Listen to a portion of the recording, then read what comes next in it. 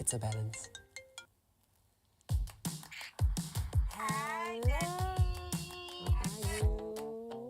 We're just cheerleaders, inspiring hope.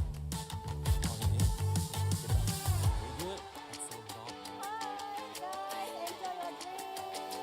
Let's focus on the positives and put aside what we can't control. I tell you, we're just good at being kepo. Minding other people's business. Hey guys, what's happening? Nah, it's busy, Busy week, Joe. Oh, don't worry. Study up, come on boys! To be there for their victories. And also be here when they falter. Oh no! It's okay. Let's try again. Giving a listening ear. As partners on this journey, I'm a bit worried about Sumi. Can you please give me some advice? We're with them as they learn and grow. Okay, and this is the answer. So yes, 1 point, 1 point, 1 point.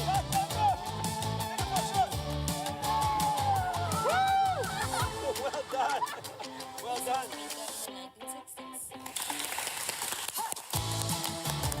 Good job, girls. Well done, Masling! Yeah, we're just...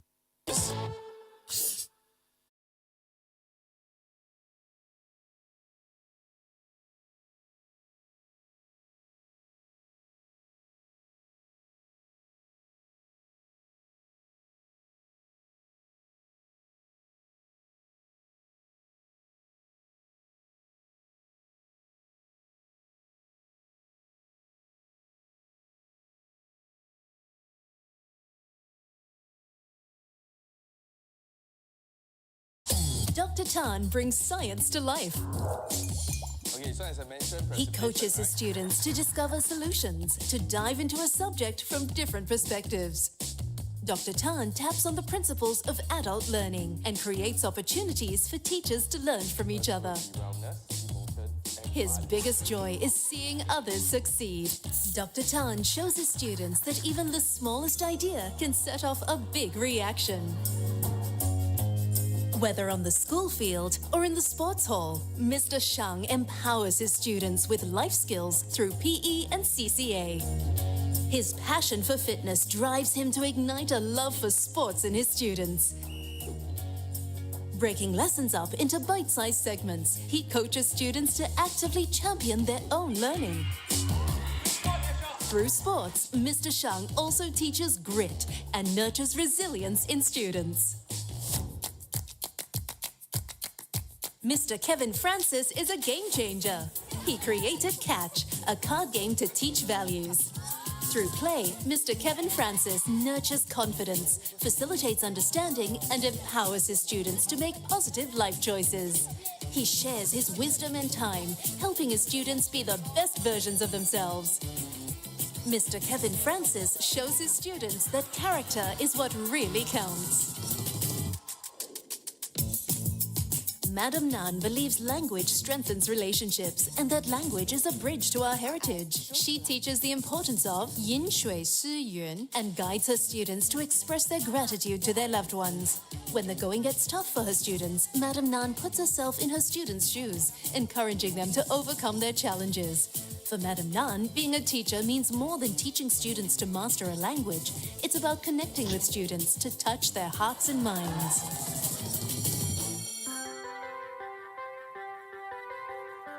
Ms. Chua believes in fostering a deep sense of community and belonging in her students. She designed the school's Opera Heritage Gallery for students to appreciate the heritage of the school in relation to the neighborhood's rich history. She creates learning experiences to develop her students' 21st century competencies, such as effective communication, so students can use their language skills in authentic situations. Ms. Chua inspires her students to recognize their potential to contribute to their community.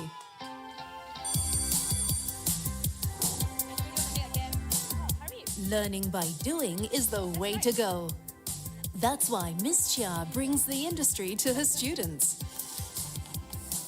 Through meaningful projects with industry partners, her students deepen their skills through real-world experiences, readying themselves for their futures. Miss Chia brings out her students' innovative and enterprising spirit.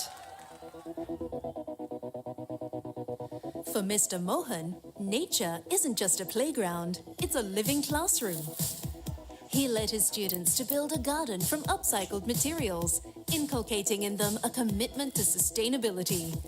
Students immerse in a world beyond textbooks, making learning real and authentic. Using engaging and creative teaching tools, Mr. Mohan ignites curiosity and fosters deeper thinking and joy for learning. Ms. Sim believes in using technology to nurture change makers. Go to Brightspace and open up the file. By tapping on data insights and digital tools, she engages students in customized learning experiences. She pairs this approach with a focus on the community, encouraging students to work across disciplines to benefit others. Ms. Sim empowers her students to co-construct knowledge. Our teachers' strong sense of purpose and passion for teaching enable them to do what they do best.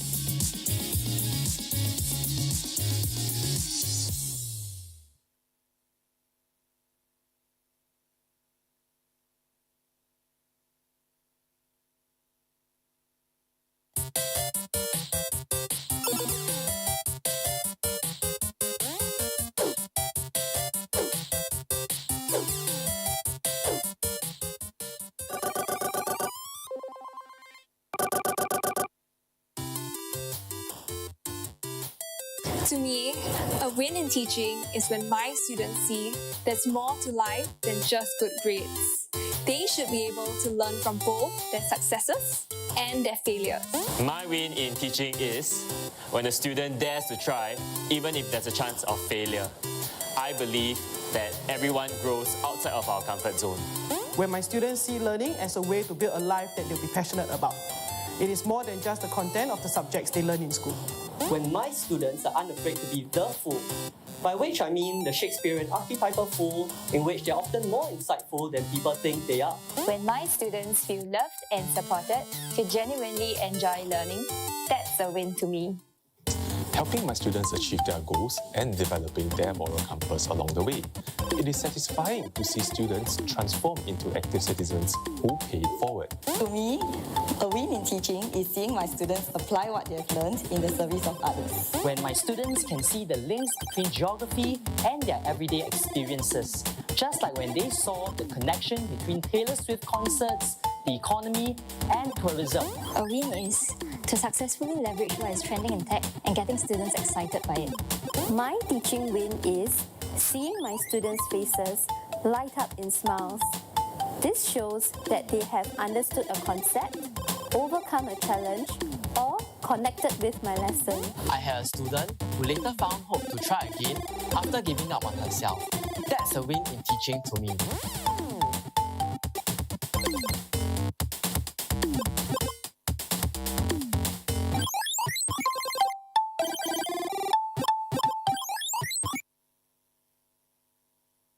Miss Penny reminds me of this Korean drama. She will appear when I need her, like it's magic.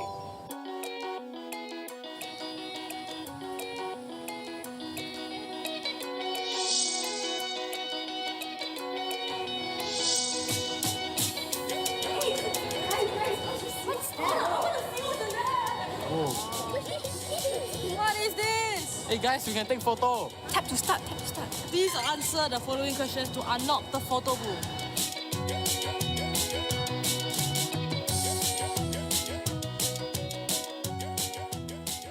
Miss Sandy showed us a rhino beetle in class. It can carry 2,000 heavy rocks.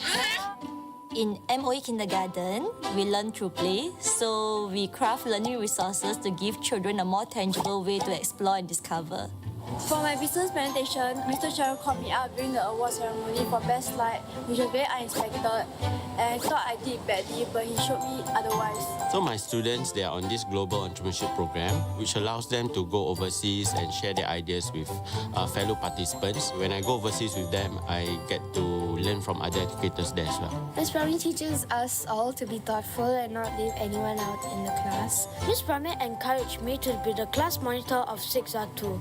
She says that she trusts me to be a good role model for the class. Academics aside, values are so important. I want my students to become adults with really good values and good morals. Through CCA sessions and working with Mr. Hari, he teaches us to be very creative. He's a really big addition to me. My background is in animation, so I like to make short bite-sized videos in order to engage my students. So I hope that I can inspire some inner creative passion within them so that they can also continue to innovate in life. Often recognizes our efforts even though we can't see it ourselves. My catchphrases are, how's your weekend? How are you doing? Are you feeling alright today? It makes me feel very welcome and it makes me look forward to coming to class. I think teaching is more than a job. It touches lives, and I want my students to know that I value them as individuals, and should they need help, I am ready to be the guiding light. What motivates me is knowing the impact that I actually have on my students. I know that my students, when they go out into the real world, there'll be students who have a heart, and that actually is the most important thing to me. I believe that all children have the potential to learn, so we are encouraged to try new things for them to discover different possibilities of learning. I want to thank you for teaching me these life values because it allows me to properly organize my life. Thank you, Mr. Cheryl. Thank you, Miss Penny, for genuinely wanting to get to know me better. Whenever I see Mr. Ari, I think of this quote, right? He changed my world, in how I understand art and a lot of other values. Thank you, Miss Brahmi, for always telling us that we can do it. I will give Mr. Hadi the biggest, fattest, upsized double cheese meal burger with extra fries. Thank you! Thank you, Miss Sandy, for being in the sunshine. Yeah, thank you, Miss Sandy, for teaching us. I love her. I love her. Love you too. Ooh. Together. Stop. 5, 4, 3, 2, 1.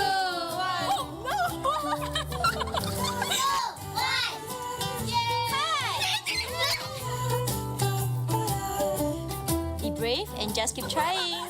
Be grateful, keep creating, keep innovating.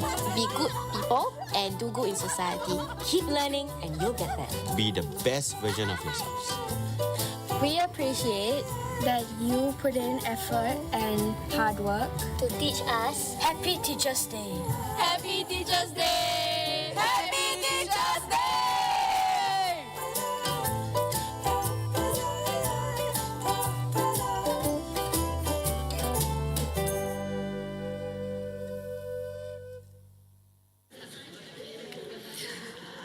Good morning, everyone. Welcome to Day 3 of the Teachers' Conference and Excel Fest 2025. As we will be starting soon, may I invite you to please take your seats?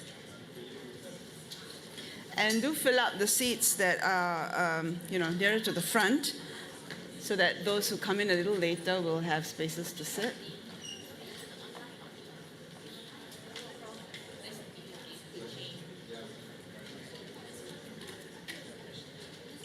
Carry on.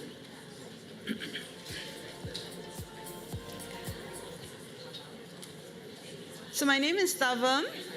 I'm from the Student Development and Curriculum Division, looking into character and citizenship education. I'm glad to be your MC for today. For the on-site participants, here are some pointers to make your conference experience a more pleasant one, okay? If you haven't already done so, please switch off your electronic devices to silent mode. Complimentary internet access is provided here at AST. You may follow the instructions on the screen to connect to the network. The nursing room and sick bay are located in the general office. Feel free to approach any of the event organizers for assistance in accessing these rooms. In case of an emergency, please take note of the emergency exits. Should there be a need to evacuate, an announcement will be made through the public address system. On hearing the evacuation announcement, please stay calm and remain where you are until instructions are given. We will proceed to the assembly area, which is the football field opposite Block A. After arriving there, please remain at the assembly area until clearance is given to return to the premises. Thank you and see you shortly.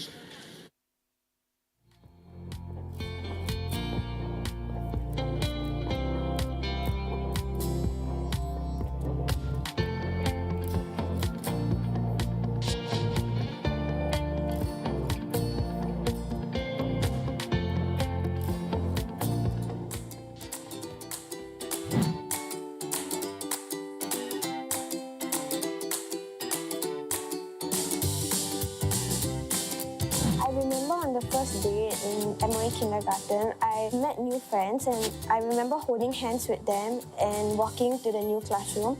Then we were greeted by teachers with a great smile and I felt very welcome when I saw the teachers. Foundation that I built in MK was invaluable.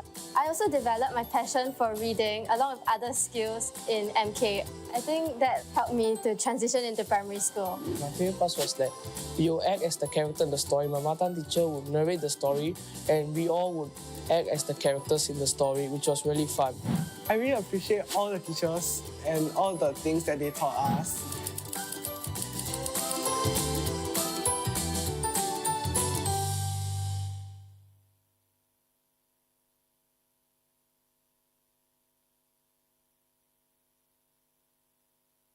My name is Mr. Koh Wei Ning. I've been teaching for about 12 years. I am Miss Chu. I am a school teacher for 10 good years. Hi, I'm Xian Ling and I'm a Chinese language teacher. I am Ju Chong. I'm a history teacher. I'm Nandini and I'm a Tamil language teacher for the past 21 years. To be a good teacher, we have to understand the perspective of the students. Teaching is more than teaching a subject. It is about growing my students, about developing a person. A good teacher is also someone who is able to view the students' learning holistically. So it's not just about what you learn in the classroom. I had many good teachers who were there for me. This teacher is very special to me because he himself is a very strong-headed person who don't ask for help. And he took the courage to come to me and share his problem. Asking for help is so powerful. And for myself, I usually don't ask for help. Thanks to him, I took the courage to ask the school to have a special arrangement for me so that I have the flexibility of leaving school early to take care of my father. I've learned so much from this teacher. She has very strong interpersonal skills. She is a culture builder. Here I used to think that just relaying the knowledge to my students was enough. I have learned from her that if we can get our students to learn together and support each other, then many wonderful things can happen in the classroom. I learned from her that building relationship is very important. And there was once I saw her helping this person she's unfamiliar with, and she went all the way out to help him. She made me reflect that I only have one son, and I took it for granted that because I'm the mother, he'll always be close to me. With what she taught me, I started to reflect back that we should continue working on our relationships. I was inspired by this teacher. When I first saw her, she was confidently leading the entire band, 80 to 100 students, handling them with ease. Wow, this is something that I don't think I have the courage to do that back then. She also introduced innovations to keep band concerts more interesting. How she convinced the team, the conductor, and the teachers really encouraged me to take on leadership roles in school. So at the lowest point in my life, I actually had to take a break from work to look after my child at home. Okay, so she has been sick and I haven't been really present for her at home.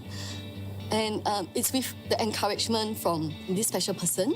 She told me, just do it. You know, what's the worst thing that can happen? Speaking with her actually tells me that courage is really not the absence of fear, but knowing that it is scary, but you still do it anyway. I've learned so much from her.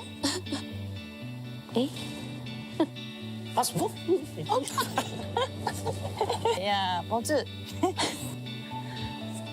来，宝智。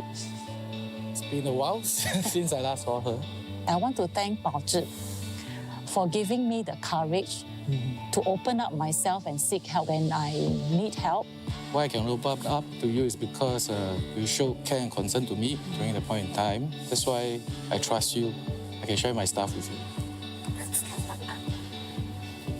At age 16, you all can lead 100+ students, talk to them, scold them, counsel them, guide them. So of course I look up to you all. That's why you are my teacher. Thank you. Even now as a teacher, I realize that you do not necessarily have to be in the role of a teacher to inspire others. I'd like to thank you for giving me the opportunity to learn from you and for being my teacher. Thank you. I never thought of myself as an inspiration to anyone, and I truly feel very honored that my teacher said this to me. Hello. I knew she was coming out of NIE. I went to ask my vice principal whether we can get Gracia to join us. I knew that she would do amazing things for our community because she's a culture builder. As an encouragement to all students, you're not just here to study and get good grades, but you're also here to make an impact to your peers and even your teachers as well. I didn't know that my story can be an inspiration for others to learn. Chloe, I would really want to thank you for being part of my life. You are really just like a teacher to me. Thank you for your kind words. You're crying. This is my first NT class. When I met her, I realized that you all are the reason why I want to be a teacher in the first place.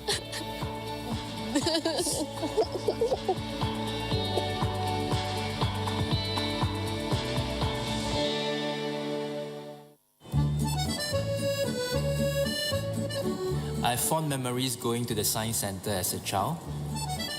This was my very own Disneyland, filled with joy, wonder, and endless possibilities.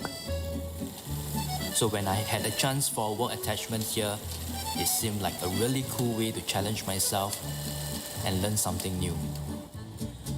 I'm a reader. While others go online, books are where I go to learn. The books I gravitate to teach me how to better connect with people. I like this line. Life is all about growing together and not just individually. I'm not usually good at tech. I actually ever ordered food, but it went to somebody else's house. Online content is everywhere. I had to learn more about it. So I asked my daughter to teach me what is trending these days. I'm sorry, but I don't find it funny. In the wake of so much emerging tech, I figured it was time to get myself acquainted with some new skills. So I enrolled for a Python programming class. It wasn't easy. But sometimes you don't know what you're capable of until you put your mind to it. During my work attachment, I got to spend time interacting with the younger crowd. They enjoyed the stories we told in the shows and the experiments. Seeing that spark in their eyes, that's the reason I am a teacher today, to inspire that same joy in the classroom. In the past, interacting with a young person was I talk, you listen. Today, they want to be engaged.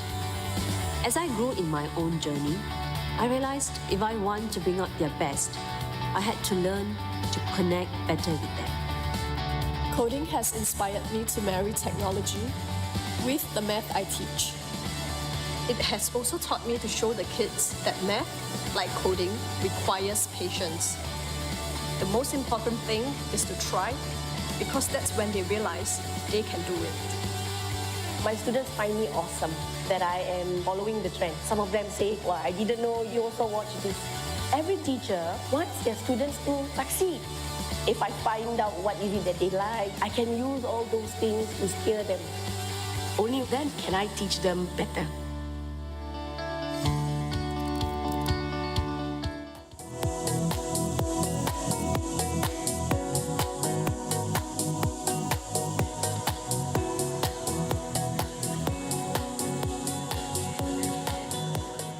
Good morning again, everybody. Welcome to Teachers Conference and Excel Fest 2025. I would also like to take this opportunity to welcome our online participants who are watching through the live stream via TCEF 2025 website or the mobile application. I hope that you've been enjoying the learning experiences and connections you've made over the past 2 days at the conference. It's now my pleasure to share a little bit about our keynote speaker for today. Professor Tom Harrison is the director of the Jubilee Center for Character and Virtues at the University of Birmingham. He's also the Deputy Pro-Vice Chancellor at the university. He's a Principal Fellow of the Higher Education Academy, a National Teaching Fellow, and also the Secretary and Trustee for the Society of Educational Studies. Professor Harrison's specialist interests include character education, cyber wisdom and the internet, and character education's role in higher education. His most recent book, Thrive, How to Cultivate Character So Your Children Can Flourish Online, won the International Federation for Family Development International Family Award in 2021. I'm sure we're all looking forward to Professor Harrison's keynote address this morning on character education in the digital age, the importance of cultivating digital wisdom. Let us all put our hands together and invite him on stage.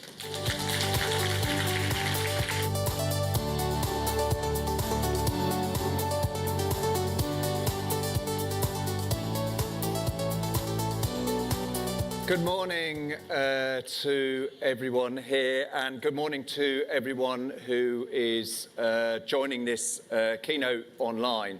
It's wonderful to be here, and I want to start by just saying a really big thank you to the Ministry of Education, the National Institute of Education, and the Singapore Academy of Teaching for hosting me so wonderfully over the last week. I've been here for about a week.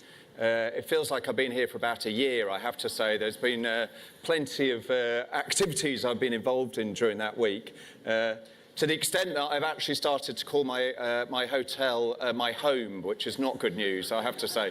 Certainly not good news for my wife, who's asking when I'm coming home. She's expecting me to be home tomorrow. I'm on the flight home tomorrow. But I think what it shows is how welcoming an environment you have created for me during my time here. And it's my opportunity to say a really big thank you to everyone who's made that possible. I've also loved meeting so many teachers, I learn so much through every conversation I have with a teacher, because it's easy for me. I'm an academic. I'm someone who sits in an ivory tower who kind of comes up with great theory and hopefully does some research that helps your practice. But you are the people who actually really make the difference in the classroom. And you are the people I so often learn from, whether my ideas or the research is actually working in those school practices. So a big thank you to all the teachers that I've met during my time here. And what has been so wonderful, I get invited luckily to talk in lots of different countries, but what has been so wonderful about my time here in Singapore is how passionate as a country you are about the importance of good kind of character and citizenship education as fully integrated into both the curriculum but also what you do day in, day out. So you are close friends in terms of what I'm going to be talking about today, which is cultivating character education in the digital age. Where this talk started out was actually about 7 years ago. My daughter was 11 years old, my daughter Isla, and it was time to give her her first smartphone. We'd resisted. I don't know what age children get smartphones here. It's coming down and down, but in the UK, it was around 11 years old when you went from primary to secondary. And I was really scared. Previously, I'd known where my daughter was, what her friends were, and suddenly I was going to give her a tool that theoretically she could meet people I didn't know, go anywhere and almost do anything. My wife, who's a teacher, she said, "Why are you scared? You've done a PhD in this topic. Surely you are the expert." At which point I had to admit to her my PhD was very theoretical, you know. I had lots of good ideas in my head, but now this was the real world. and my daughter was going to have a smartphone, and I was going to be the one trying to parent her to try and make good decisions. So the last few years has been trying to take that theory that I did in my PhD 10, 15 years ago, and look at kind of what this looks like in practice in teaching and parenting, and then try and bring some empirical evidence to also show what the impact of that is. And this is basically what I'm going to be talking about. I'm going to talk a bit about why it's so important, I think, for character in a digital age, give you some of that theory, but then also finish and talk about what this actually looks like for schools, how we might go about cultivating this, what I'm going to say is perhaps the most important quality we can educate children and young people today in the character world is around digital wisdom in this space. I come from I'm very privileged to be the director of a centre called the Jubilee Centre for Character and Virtues at the University of Birmingham. We do all sorts of research with teachers, with parents, with higher education, primary, secondary, voluntary sector, professions, etc. These aren't all my publications. These are publications from everyone across the centre. And the reason I put this up here is for two reasons. One is to say, please do visit our website. And everything is free on there, and you can download all our resources and materials. If you're in the UK, please do come and visit us as well at the University of Birmingham. We'd love to host you. But the other reason I put that up here is because so many of those publications have come together in this framework for character education in schools, which is really our overarching statement on how you might go about cultivating character in the school context. So this is not a blueprint.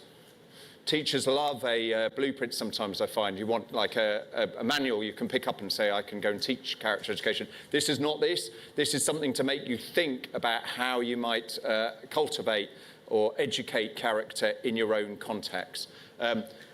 It actually won a global award 2 years ago. I'm supposed to show humility coming from the Jubilee Centre Character and Virtues. In fact, it's dreadful working for a centre of character because you have to always be kind and polite and open the doors for everyone all the time. You know, people are always judging my character, but so hopefully anyone who's met me, I've passed the test. But the reason I say it won an award, because actually it was a Reimagine Education Award. There was maybe 1,200 other entries. Most of the other entries were amazing, like AI invented kind of changing the whole curriculum or the way of teaching or using VR, digital this, digital that. This was just a piece of paper, you know, like a few pieces of paper in a booklet that said character matters, values matters. And it won the Ethics Award, which is the category it was in, and then it won the overall Global Award from like all these judges. And I say that as a reminder that quite often in education, we spend a lot of time thinking the future must be all these digital innovations and activities. But ultimately, for me, education still comes down to character and who we are and the people using these technologies. It's the values that we have as people and users of technology that are so central to our education curriculum. We can get distracted sometimes by thinking over there without always remembering sometimes our own humanity, and that teaching is a relational and education is a relational system or practice, which is about who we are as people and how we inspire the next generation through our own character and our own virtues. This is beginning to look a bit like an advertising thing in terms of, you know, kind of, here's Jubilee Centre, come here, here's our framework, it's winning. Here's 2 of my books, available in very good bookshops. The reason I say this is because I just want to show all the talk from now on, when I go on to talking more specifically about digital, is based on these 2 books. The one on the left, one on the right, sorry, is Thrive, How to Cultivate Character so Your Children Can Flourish Online, is a book I wrote for parents, and this is the one I've written for schools and teachers with colleagues about a framework for character education. As I say, the one on the right was the one that was kind of came out from, inspired by my daughter from when she was fast getting a smartphone and my experience through there. If anyone wants to know the trick, I'll give you the very, very quick trick on how to make sure your children cultivate good character, and particularly in digital space. Write a book on it. Not because they follow the advice, but because they know their dad's job is in trouble if they don't behave well in the online spaces. and they won't get all the things they need because their dad has been made redundant and because they're not behaving and he doesn't know what he's talking about. So this is, so these two books, and most of the talk is in these, but also lots of the academic papers that I've written. I'll be referring to some of the research and academic papers I've written within here. So the first thing I think to think about is just how do we conceptualize the digital age? And a digital age is digital. The term digital is a very, very broad term that encompasses lots of things. Right back, this is one of the first smartphones, believe it or not. You can buy it on eBay now for $40,000 US, I think, which is slightly cheaper than my children's last phone. So, and you know, digital age goes right up, and we've heard a lot at this conference also about AI. I mean, digital just really means from when we went from analog to communication in waves, in digitals, in ones and zeros. But it's hard to say since that first mobile phone that things haven't changed. Since that phone, we've now got smartphones, iPhones. In the last 20 years, we've had video calls. Before Google and everything that comes with Google, like following around maps. We never needed to know where we're going because we've got maps now. Before YouTube, before the first human genome was actually sequenced, before Bluetooth, 3D printing, the Internet of Things, before Amazon, before online gaming, before driverless cars, which I believe are on their way here very soon, and I saw in America very recently. I could go on and on. It's hard to say the world has not changed dramatically in just the last 20 years or so, since probably more than that, 20, 30 years or so, since smartphones were actually invented. But my talk here is going to, I think, generally touches on all of this digital technology, because it's actually about who we are as people and our use of this technology. So it includes touching on smartphones, but also AI as well. And as I'm expected to do as an academic, I have to read the books about what is going on in here. And sometimes it's quite depressing. You read some of these books and you think, what world are we bringing our children up to? And these books have been around for ages. Brave New World by Aldous Huxley, anyone who's read that will know from, you know, this was almost 100 years ago or so he was writing about that. But he was talking about the robots taking over, but warning that technology is actually going to mean we lose our humanity as we try and push more and more towards science and efficiency. He was predicting that over 100 years ago. Neil Postman, whose book there, Amusing Ourselves to Death, but he's written lots of others like Technology, The Surrender of Culture to Technology, The Disappearance of Childhood, etc. He talks about how technology can never be a substitute for human values and virtues. Interestingly, Postman was not a Luddite. It's not because he didn't understand this technology. He really understood this technology, but he understands the potential dangers for us. The Cocking and Hoven book, which is, I can't see it on there, but I'll find it somewhere. Oh, Even Online in the middle.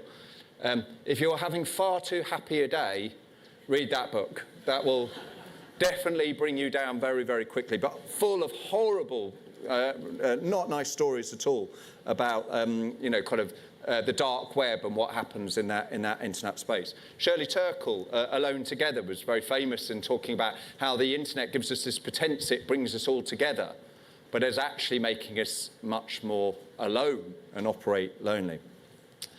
But then on account of that, there are lots of books that present a much more positive picture. The Schmidt and Cohn book, The New Digital Age there. Those people probably recognise Schmidt and Cohn as the founders of Google.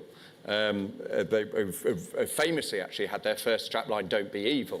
There's questions whether that's still the case, but they were obviously incredibly positive, thinking that the digital age and the internet in particular was just going to save all our world problems. I tried to be positive, and I think maybe they had that genuine altruism and actually thought that technology was going to make a difference.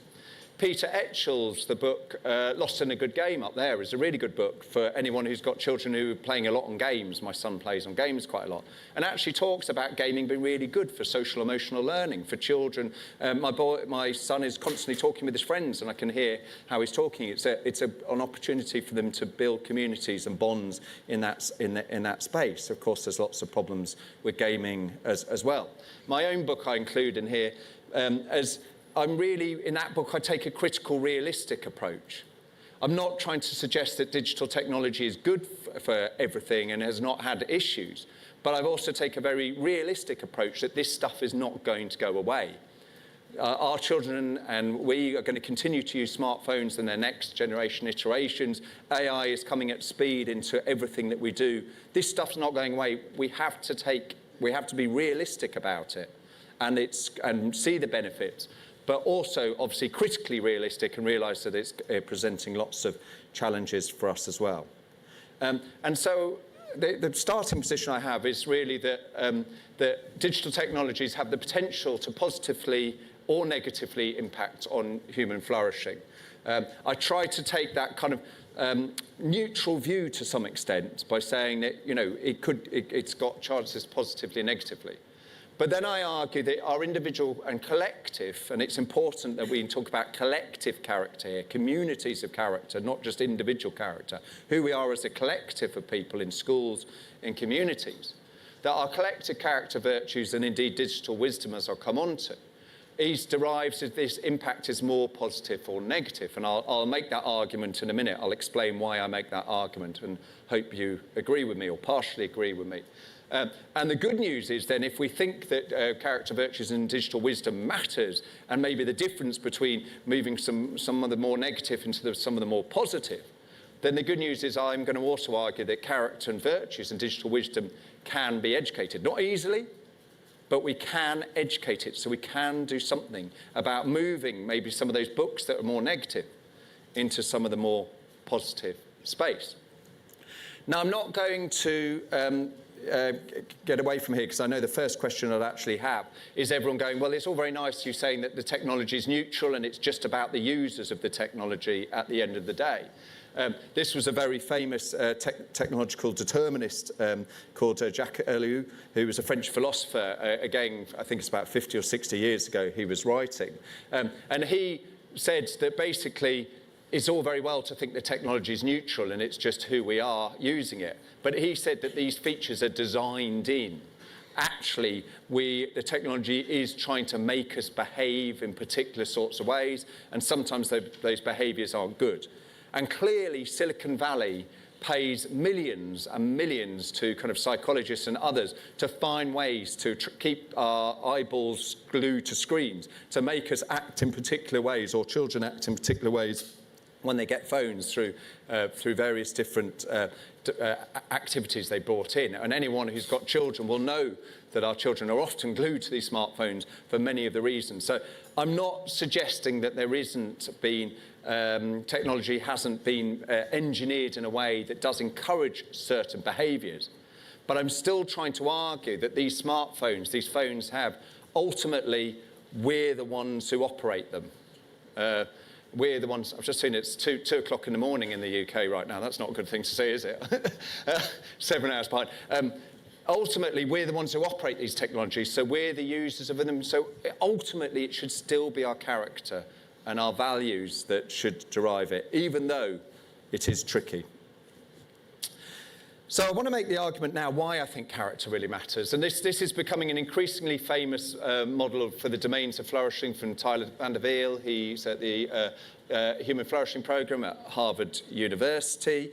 And he's probably one of the leaders in this idea of kind of human flourishing as a new wave for thinking about education. And he defines flourishing that all that is good in these kind of 6 different areas. So when flourishing for him is a state when all aspects in a person's lives are good, and in particular he explores it around these 6 particular areas. And I want to make the argument that across all of these areas here, that we can think about digital technology having positive and negative impacts on each of these. And I'll talk you through my thinking around this. So in the mental and physical health, which is one of the domains character, does anyone know what the term mammals is here? Some people will, because I gave this talk a couple of days ago, so you have to be quieter. But mammals actually means middle-aged men in lycra.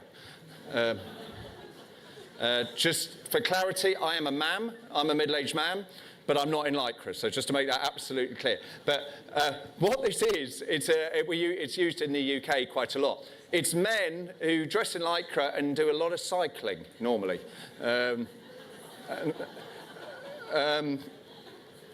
And they spend a lot of time on Strava or other apps, working out how far they've gone and how much quicker they've gone than everyone else and whether they can beat it each time. Some people would say that's negative for your mental health, but there have been studies that show that things like these fitness apps, so a meta-analysis of 121 studies I've got here, said that actually fitness apps often, have on average, brought up to an extra 49 additional minutes of exercise each way. So you can see that these technologies, in some ways, could actually have positive benefits on mental and physical health. But then on the flip side, you've got something like nomobophobia, which, believe it or not, is a term that is actually about psychological conditions of not having your mobile phone with you, or the idea of FOMO, fear of missing out. And actually, the World Health Organization actually made gaming a disorder the other day, a couple of years ago, an official health disorder. So there's clearly a lot that technology is having negative impacts on our mental health in particular, but maybe physical as well. Likewise, micro-volunteering. There's amazing things you can do online now that you could never do to volunteer. One of the ones that I'm involved with is called Be My Eyes, which connects blind and low vision people with sighted volunteers for visual assistance through video calls. That could never happen, and you can connect around the world to do those things. Positive for meaning and purpose. But on the other side, there's this idea, and people really criticise this idea of click activism, that actually the internet's just made us feel like we're doing lots of good stuff, but it's really cheap and easy. You just push like or I support this, and then you've not actually really invested or engaged in that voluntary action, but you feel like you've done something nice actually in that space. It's an idea of what's often called virtue signalling. You signal that you're this sort of person, but you don't actually really invest your time or effort into trying to organise it out. Financial and material stability, the creator economy or the gig economy. Think of Grab over here, or eBay, or the the delivery site. There's been studies shown recently that the idea of kind of much more flexible working is actually having really positive benefits. An Oxford study found that Uber drivers, the equivalent of Grab, remain, even though in London they remain at the lower end of how much they're paid, they actually self-reported much higher levels of life satisfaction than many other workers as well, because of the flexibility that the apps and the technology has allowed them to have in their life. And there's definitely been a big post-COVID, particularly shift in our country, of respondents that say they're more willing to put family and personal life over kind of work in the future. And technology has allowed them to do this. But then there's obviously on the other side that many people think that actually the internet has just made us all pawns in a game for the big tech companies, and it's all about clickbaits and how many likes and how much attention they can have from our screens. Life satisfaction. I mean, I'm hesitant to put likes there, but there are actually studies that show that getting likes, a study in France showed a positive relationship between receiving a large number of likes when you put something on and your sense of life happiness or well-being or satisfaction in that space. I think the likes button is actually very problematic for keeping us, but there are studies that shows it can help with life satisfaction. But then any of you who watch the news or get the internet realise we can just doom scroll for time and time and time again and actually leave quite depressed and very low on life satisfaction in there. And then, of course, technology, one of the big promises is bringing maybe people closer together. The idea that we can increase our friends or stay in touch with people from the past. I'm able to have much better contact with my children here than I ever was. In fact, I was helping my son with his homework yesterday, which I'd never have been able to do. I couldn't do the homework, but at least I could contact with him and try and help out in that sort of space, which I'd never have been able to do previously to having this technology.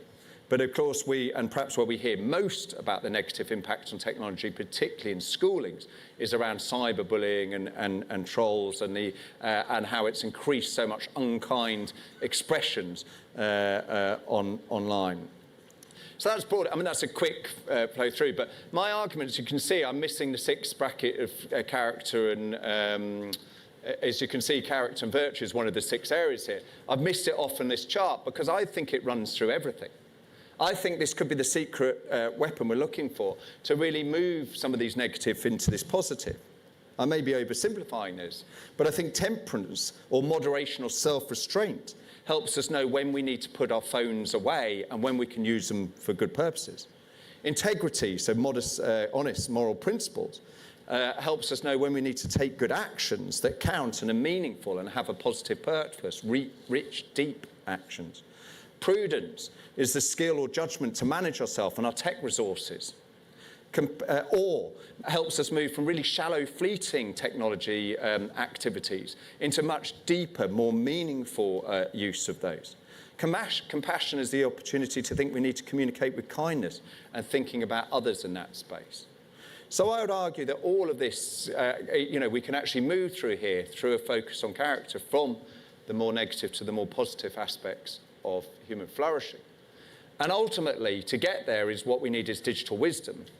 Because wisdom, as I will go on to say, is the quality, or it comes from the Greek Aristotelian quality of phronesis, or practical wisdom, which is the ability to make the right decision at the right time in the right amount. So what we're not looking to do, I don't think, here is just top up more temperance or awe or compassion. What we need to help our children do is to make better decisions, to know how much compassion, how much temperance, how much integrity, etc., to show in a particular situation. But also, as I'll go on to explain, quite often these virtues clash. They're actually, it's not just about topping up, but they clash with each other, and you're having to make the right decision about which one to show.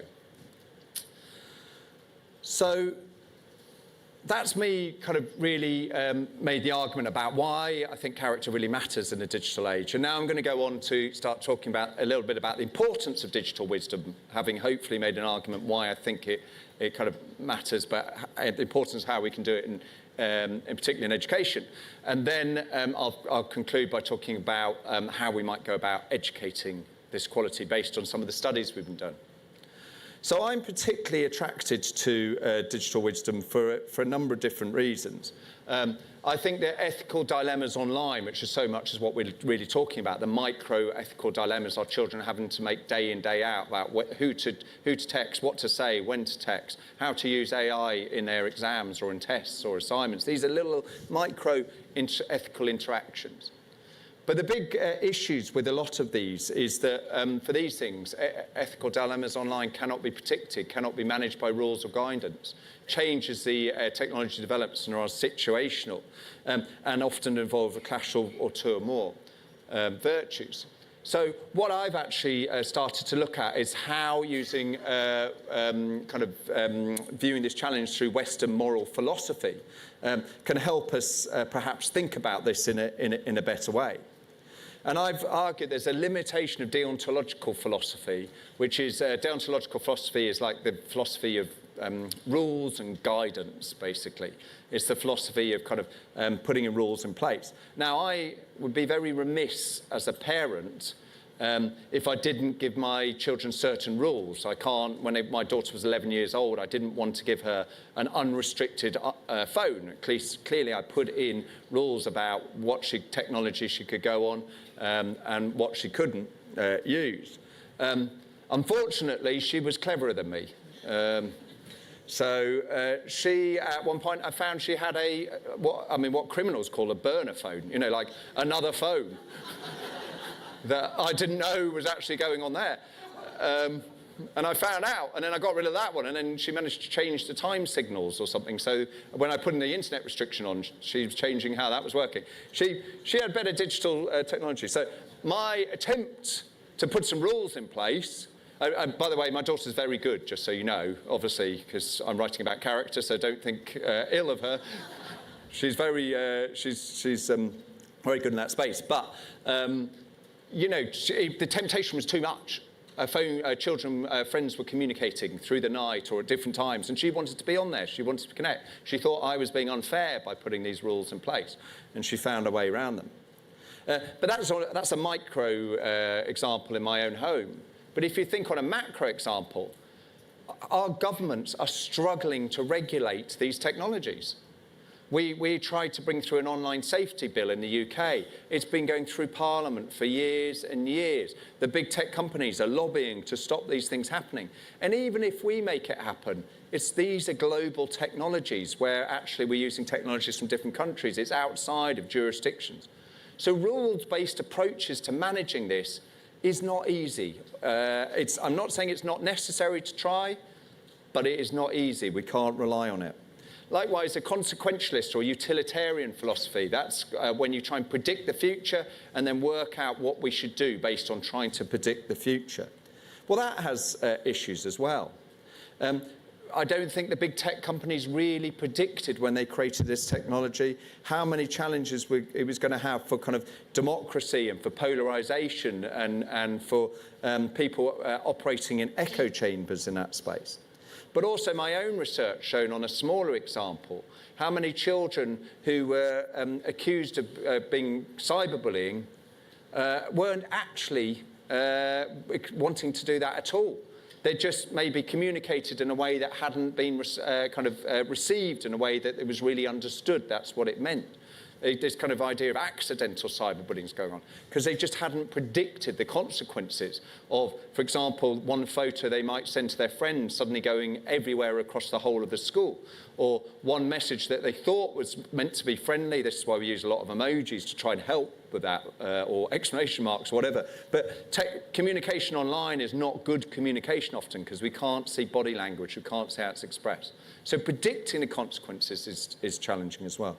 Which is why I like this virtue ethics, which is the oldest of the three moral theories in Western moral theory, which is actually about the idea of character and and when the question is what's the right thing to do, it's not just because of the rules or the sticks or just because of the consequences or the carrots. It's to do with your character, who you are as a person. So the right thing to do is the honest or the just or the kind or the courageous or the humble thing to do in this space. And as I say, I think this relates well to children's experiences because I speak to a lot of children, including my own, and they're concerned about the lack of compassion or honesty or integrity or what they see online. They use that language and they understand they don't like it in many ways. The situational nature, a lot of people don't like virtue ethics because it doesn't tell you what to do. A rule tells you this is what you do. This is why we try and manage so many of our businesses and companies by having rules or codes of conduct because they're safe. You can go, well, this is the rule and I'll hide behind this rule. But so much of life, you can't have rules on it. It's the little interactions you teachers have with parents or with children in that classroom setting where there's no rules there. So actually, in a digital age where things are changing quickly, it's situational nature, the fact that there isn't a rule, but it depends on making a character decision in that moment is helpful. Because as I say, the answer is not, what shall I do here, or I'll try and find the rule of what I should do. It's actually what is the kind or just or the character-based decision to do. And I think, as I say, there is lots of really good, including definitely in this country, but other places around the world as well, some really good emerging character education practice that can be really integrated in schools. And it gives us a possibility to do more of this in a much better way, in a sense of it can actually be educated. So, in terms of how we define character within our centre, and what are those virtues, what are those human qualities or values that are so important, we talk about the building blocks of character. And we don't say you have to educate these virtues or these values, this is the list that is right for everyone.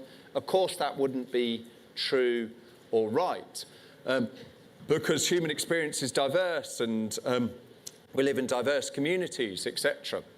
What we do say is though you might want to look across all of these typology of character virtues when thinking about which ones are important to bring into a school setting. So you want to think about the intellectual virtues, that those really help you make better decisions, show discernment, things like autonomy, critical thinking, etc. You also want to show the moral virtues. Quite often, certainly in the UK, we're very hesitant about talking about morals Even the term virtues for many teachers and parents and others has some concerns for teachers. But actually, teaching is a very moral enterprise, whether you use the words or not. In any language, when you're talking to colleagues in school, or when you're speaking to students, we're talking to students to act with kindness, to do your test and show determination or resilience in that space, or that it's important that you have integrity when you're doing kind of examinations, or be a good sports person when you're doing physical education. We use moral language all the time in these spaces. And so these moral virtues we think are important. The civic virtues linked to citizenship, civility, acting in the world in a way that kind of contributes and adds to other people, a clearly important set. And then these performative, we've called them virtues here, probably more like strengths. They're not necessarily goods in themselves. Things like teamwork, resilience, grit, etc. are clearly very important as well. But they're not goods in themselves. You can probably think of some children in your class who have a lot of these qualities but may not be very good people. You know, they're the leaders and they're very determined, they're very resilient, but they're not using that in a way that is necessarily beneficial to your own class or the other people around them. So they only really become virtues when they're applied to the civic, moral and intellectual spheres. But what's most important about this is this practical wisdom piece I've said at the bottom here, which is the ability to make the right decision or do the right thing at the right time, because these virtues often clash. Think again about a child online who's perhaps been involved in an incident, and a child comes into your class the next morning and said, "Miss, this happened to me overnight from another student." And then you ask that student, what's been going on, or tell you more, or tell you the name of the person. And that child has to make a decision between, do they tell on their friend, which is the honest thing to do, or do they actually show loyalty to their friends, which is also, they've been told, is a good virtue. Loyalty is a good thing, and that's a clash. So they're having to decide, and we would argue practical wisdom is the quality that helps you make that decision, that you learn over time to know that actually that is the right virtue to show. The more frivolous example I always use for this one is when we're going out for dinner at home, and my wife, I come downstairs and you can see she's just looking at me saying, "What are you wearing, Tom? We're not going out with what you're wearing there." And I just wish there she'd kind of chosen more compassion and honesty in that particular incident. So when that. But that's practical wisdom, isn't it? You learn this over time. You learn what is the right response and the right amount in the right way through experience, through getting things right, and through also, importantly, not always getting things right. We heard a talk 2 days ago about the importance of failure in subjects like maths. But I think there's an importance of not getting things right in character, because they're often the ones we learn the most about ourselves and try and make better decisions next time. When I get things wrong with my team at the Jubilee Centre, I try to own up, and then I try to learn from that experience and think, how might I act ethically better or differently the next time through that?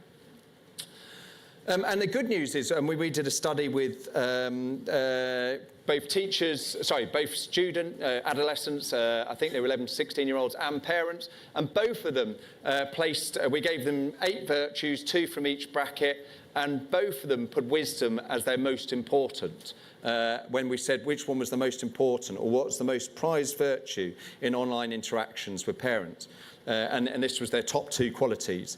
And parents put 68% put wisdom in as one of their top 2 qualities, whereas, 14 to 16-year-olds put 38% as one of their top 2 qualities, but both the top. So wisdom is an idea in our study that both parents and children think is important in this digital space. So I'm going to finish my talk with the last kind of 10 minutes or so, just talking about the big question: how do we actually educate young people to live well in the digital world? So hopefully I made a case that this is important, but probably the question is, how do you educate it? What do we do? What do we do as teachers? What can we do in schools to actually go about educating this? And I'm going to give you some examples from our own work, and I'm going to give you a couple of empirical examples that we've been working on that are showing real promise as well. But the first thing to say is this framework that we often use for how you teach character education more broadly is actually a frame that it works very nicely in this space as well. Because I can tell you that the way we can't teach digital wisdom is by saying, here's a lesson on digital wisdom, and that's it, all sorted. If only it was so easy, wasn't it? You bring all the kids in and go, right, here's a lesson on honesty, and then they all walk out beautifully honest. Unfortunately, we can't teach character in that space. Most of character, and therefore I'd say most of digital wisdom, is taught through, is actually caught. It's caught through the ethos, it's caught through the atmosphere, it's caught through the environment, it's caught through how leaders are having key values and virtues that they prioritise and they show and they exemplify in their day-to-day action. It's the hidden curriculum. Think about how your character was developed. Very few of you will put your hand up and say, my character was developed, and my parents gave me a character class once a week, and I ended up like this. I'm sure that isn't how your character was developed. Character is developed often through formation, through growing up in environments, where family homes, maybe faith-based communities, schools, of course, hugely formative experiences. My character was shaped from the school I went to, through that atmosphere, that culture. So it's, I'm not saying you can just leave it to chance. You've got to be very intentional. You've got to be very clear. You've got to have leaders who communicate and believe and talk about this in everything. But it is about setting up that environment that makes this happening and exemplifying it as well. I have to be careful in front of my children. What role model, how am I exemplifying my own use of technology to them? We do think there's a place for character taught, though. This is where it makes it explicit, intentional. This is where you can help children understand and learn the language of character so they can express it and think about it in their own life. You can get them to try out digital dilemmas and online spaces and theoretically think through these and debate and discuss with friends about what they would do in different sorts of situations. You can help them develop a moral or a digital kind of wisdom identity where they want to enact or be like people in particular spaces. So I think there is space to do it in a more court space. But ultimately what we're looking for is actually character sought. This may be the long-term out, and maybe we're still seeking it. Character education is a lifelong journey. I'm still developing my character day in, day out. You know, this doesn't finish when you get to university and go, oh, I'm all sorted now. I've got my perfect character. I'll go into the world. We're constantly battling to try to make good character-based decisions in our life. But ultimately what we need is it sought out. Otherwise, it's behaviourism. If it's not coming from within with a sense of autonomy, the children want to seek out opportunities to show good character qualities, all you're doing is just doing a form of behaviourism when they're making them behave in particular ways. And then when all those rules go out or when they've left school, they haven't actually worked that out intuitively and instinctively within themselves. So that's a broad frame, and lots of activities we can show on the website around there, both in character and the digital space. How do we do it more specifically? This is a program, this was a 4-week program that we did in a character taught space. We tried to work on the kind of 4-component model of phronesis, and we tried to develop digital literacy, which is the language of character and virtue for the digital age, through use of stories and narratives, to develop that language so that they could think about it in their own lives. A reasoning approach, the ability to make better decisions in safer spaces. We also tried to develop their motivation through the use of exemplars, and indeed their digital self-reflection through use of journaling. We measured all of those components, those 4 components, and we showed that in and we used 8 measures to measure those 4. In 7 out of 8 of those measures, they went up, those components, after just a 4-week program. It's why that program is now, I'm getting almost weekly emails from people wanting to use that program, both in the UK, but also a whole province in Mexico is about to take it on, in Turkey is taking it on. This is a program that you can adapt, obviously would need to be changed, but it's a 4-week program you can integrate into a program that has shown really good promise. Another area that I'm experimenting with is from virtual reality and character education. I want to turn the knob on technology and show that actually this technology can help us in our character education, that actually the technology itself can be good. the work I've been doing around virtual reality came from my own son, who was on VR. Seemed to spend his life in the front room doing this, and we had no idea what was going on most of the time. And so I tried the VR headset on, and I thought, oh, well, he's basically behaving like a monkey for some reason. But once I got over that bit and stopped feeling a bit sick, I started to realise this technology could do brilliant things for character education. And I hypothesised around these 4 areas. It can make their experience more expansive. It can take them into different worlds to view different communities and character from different perspectives. It can make it more embodied, which is basically the idea of freedom from peers, because when you're in these online spaces, you can feel like you're actually less vulnerable about acting out in front of your peers. You can do things you might not do in a peer setting. It can be more immersive. You can walk in the shoes. You can see ethical dilemmas from different perspectives, different points of view. And you can also be more autonomous. It can get you out of the teacher's view of doing things that you just expect your teacher to do, to actually autonomously in a safe space and a well-curated programme, actually make those better decisions. And this is an activity that a design that's been actually taken on by a company in London who are making this right now.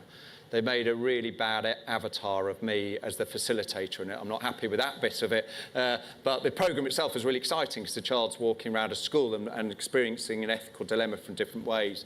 And then we're testing whether these, my theory suggests, will have an impact on character education in that space. This is basically what I'm going to be talking about in my seminar in half an hour or so after this. You're working me very hard today. I get half an hour off and then I'm coming to do my seminar afterwards.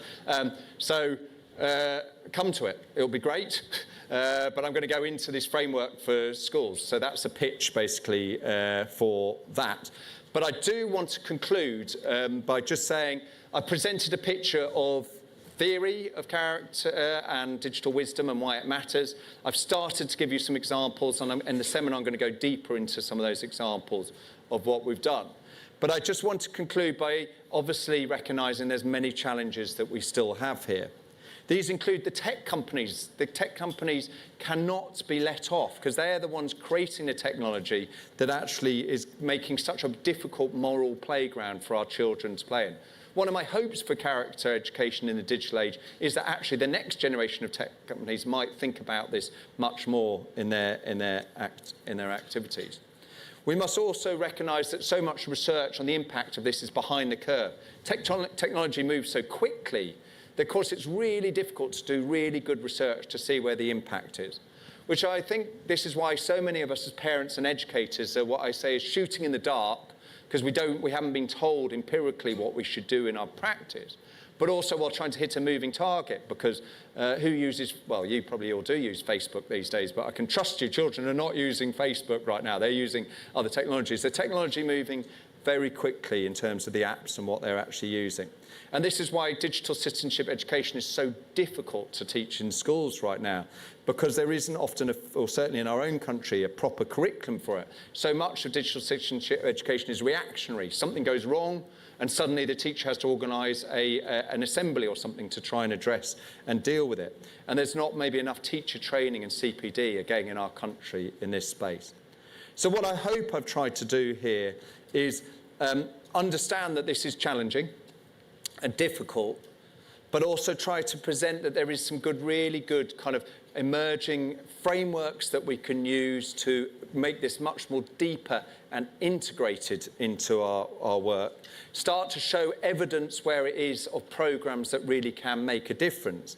But ultimately, it's all of our responsibility to try to see what we can do in our own curriculums to ensure that our children develop the sorts of qualities and digital wisdom will hopefully help them to flourish much more in the future. And I think this is perhaps one of the most critical questions of our time. So I'm going to finish there because I can see the clock's finished on 0:00 right now, and just say thank you very much indeed for your participation. And I believe I'm taking some questions now, so thank you.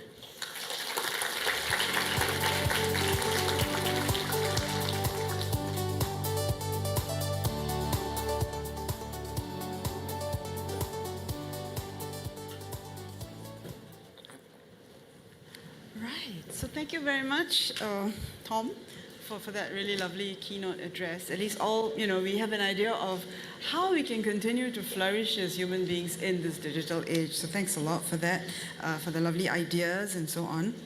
So we're now ready for question and answers. Is there anyone with a really burning question you need to ask right now? Okay, if not, let me ask my question. Oh, there is someone. Well done. Thank you. Hi, Prof. Harrison. I'm quite inspired by your sharing. I'm just curious, do you differentiate between virtues and values? Thank you. Yeah, it's a good question. How long have we got? You can see in my talk I use virtues and values interchangeably. You could go in some very, very deep books and read for hours, and you spend a lot of time trying to distinguish between virtues and values, and I think that's important. I've tried to use a pragmatic language here that maybe works in that space. I think there is differences between virtues and values. I think sometimes values are more personal, and sometimes virtues are more community and society, but that's just a distinction. But I try not to spend too long on that and these sorts of talks, because Aesop said a really good thing. He said, I've sat in many, many meetings when people have talked about this for hours. What's the difference between strengths, character, dispositions, etc. And he said, and this is true of a lot of academia, he said, when all is said and done, more is said than done. And we can spend a lot of time talking about this stuff, and I'm really interested in how we actually go into practice. So afterwards, I'm really happy to have a longer conversation to get into how I'd see the difference between virtues and values, but I'm a pragmatist. I want to use the language that works, that people can pick up in this space. Thank you. Yeah, we all know that in our context, we use the word values more than virtues. Yeah. Yeah, so anyway, any other burning questions? Okay, now I shall ask my question. There is one over here. I'm worried about your question, so I'm trying to go over here. Okay. Hi everyone, I'm asking this question is about what would be the purpose and priority of having the digital age for this technology era, because everything has been changing, everything has been evolving. Then what would be the advantages and disadvantages of having the digital age? So what would be, can you just repeat the question a bit? What would be the purpose and priority for advocating students or anyone out there through using the digital age, through advantages and disadvantages? So what would be the purpose of the priority in terms of what I would do, or the main priority? I think the first thing is to, and this is not just digital, I think also in broader character education, is to ensure this is a whole community or whole school importance. And it's not just like one teacher or one leader of character or the digital curriculum's responsibility, it's everyone's responsibility in that space. So I think the priority is trying to ensure that everyone sees this. So you're not a maths teacher or a science teacher or an English teacher. You're a character teacher who also teaches these subjects and kind of the characters done through and within them. And we have whole curriculums who shows how you can do that. I think there was a question here as well. Elaine. Thank you very much, Professor. Elaine here. In the example you shared about the virtuous reality, you highlighted characteristics, of that whole space that students will be in. My question is, what have you learned about the design that would continue to captivate students? Because in the games that they play, it's usually about violence, it's about conquest, it's about a sense of achievement. Yeah. What have you learned about the design? Thank you. Yeah, it's a really, really good question. And that is one of my aims, is to try to show how this technology, again, as I said at the beginning, is largely, in some ways, can be neutral, and it's how you design in the experiences in a way that actually can have benefits as well. And a lot of technology activities that I've seen in this, including kind of gaming, which has been used in character space, has used kind of gamification type techniques. And I think that there is a lot of benefits of bringing a gamification technique in. So, you know, trying to achieve things or get to the next level or get points, etc., for activities. I think that's really good for engagement, and in the one that they're building in a company down in London, they're trying to bring some of that gamification in for engagement. But I've tried to push back on doing that too much, because I think then you end up, as the purpose is just the students trying to get as many points or winning the game without doing the more deeper, reflective, thoughtful work. But what I have found with VR as an advantage is the engagement's almost in there for my students who try this anyway, because it's a new experience for many of them and it's different from what they're doing in the classroom. So just the fact that they've been taken out, they've been given some headset, they're playing around in these areas, they're quite engaged. There's lots of research to do on what level of learning that is and how deep the learning is. Now I'm just trying to test out whether my hypothesis that these areas will bring new opportunities for character education that weren't possible beforehand. But then we also need to do some more impact evaluation. But I think in other areas, it's a lot of using gamification to try and do that. But you're right, your original point was that a lot of children go on these games for things that are very anti-character in terms of kind of violent games, Fortnite, all the rest of it as well. I think I will ask my question regardless. There's still one at the top, but you can go to yours. Let me go first. I want to go first. Yeah, go then. Okay, so I wanted to just zoom in. We'll get back to the next question. I just wanted to zoom in on the idea of practical wisdom. Because, you know, in my work, we encounter many teachers always ask us, like, you know, how do you really deal with moral dilemma situations? How do you guide students, right? So practical wisdom and what is right. So sometimes, you know, as you were sharing, you know, a lot of it depends on the context. And what someone thinks is the wise thing to do may not be what someone else thinks is the wise thing to do. So how do you deal with that sort of tension? How do you help teachers, you know, not feel the pressure of, I need to get them to the right answer? Is there a right answer? Yeah, so really good question. And I'm not suggesting that practical wisdom is something that's always easy, but it is human. It is the real world that we are in situations where people have disagreements, that people believe different things, that people have different understandings of what is right in different situations. And that can be both obviously across cultural contexts, but it can also just be within a family in those sort of spaces. So that is the real world. So we can either hide away from that and go, well, actually, no, we'll try and suggest that isn't the case, or we can understand and incorporate that into our understanding of how we go about education for character. And so this is why I think a couple of things. One is, I think if you're going to do citizenship education well, it's a difficult subject to teach, because you've got to be allowed to go into challenging, controversial, difficult areas where people may not always agree. And this is uncomfortable, this is difficult, this takes really good teaching, or I'd often call it facilitation, of those students to allow that to happen. It's brave and courageous work. But what I do think is that if you can get to the characters first, and before you go into kind of the citizenship and controversial issue stuff, spend some time working with students through a character lens of thinking, who are we going to be in this space? We want you to show courage by saying what you think matters and what's important. But we want you to do that by also showing some respect or some tolerance or some compassion. We also want you to do it not just by doing all the talking, but also by listening and trying to understand. So setting a character frame, I think, then can help you where you get in situations where people are clashing and people are, you know, they saying that they think theirs is the right answer.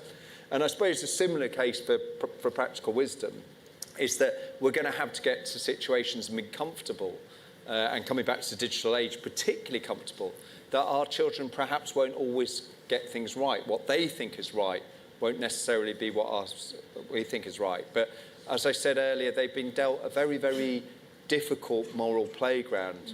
Our children can get into issues that we could never have dreamt of when we were growing up, and actually having some understanding around not always getting things right, and trying to learn over time and through experience and through reflection we've got to be permissive, I think, of that in this sorts of age, even if it's very uncomfortable for me, and also for teachers to see these things happening. We always try to control it and fix it, but if we get too controlling and too focused on kind of managing everything through rules, then you get just a form of behaviourism where we're actually just trying to create robots without any sense of autonomy, which is not going to help when they leave schools or leave these spaces afterwards.